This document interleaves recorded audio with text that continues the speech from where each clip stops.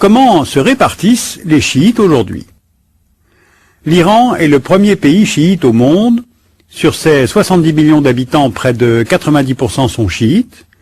Le chiisme est la religion d'État depuis 1501, mais comme l'a montré l'histoire, le chiisme n'est pas un phénomène spécifiquement perse, mais plutôt arabe. On trouve ainsi des communautés chiites importantes en Irak, où ils représentent plus de 60% de la population.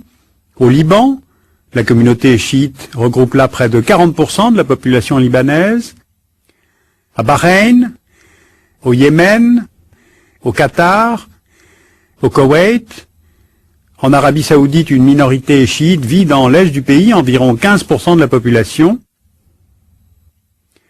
Et hors du monde arabe, on trouve aussi des chiites en Azerbaïdjan, où ils sont majoritaires, au Pakistan, en Afghanistan, en Turquie, où 25% de la population sont des alévis, rattachés au chiisme, et de façon plus éparse, on trouve aussi des chiites en Inde et en Asie centrale.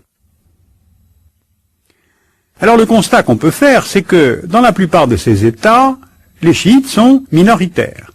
Ou bien quand ils sont majoritaires, ils sont souvent dominés par des pouvoirs sunnites. Or, plusieurs événements récents au Moyen-Orient ont fait évoluer le rapport de force politique entre chiites et sunnites. D'abord, bien entendu, la révolution islamique de 1979 à Téhéran, qui instaure un régime islamiste chiite, ce qui surprend alors tous les régimes sunnites de la région.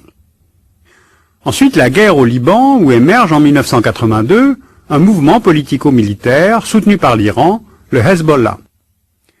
Ensuite, la chute de Saddam Hussein en 2003 a permis aux chiites majoritaires en Irak d'accéder pour la première fois au pouvoir. Et puis enfin, été 2006, il y a le relatif succès du Hezbollah face aux raids israéliens au sud Liban.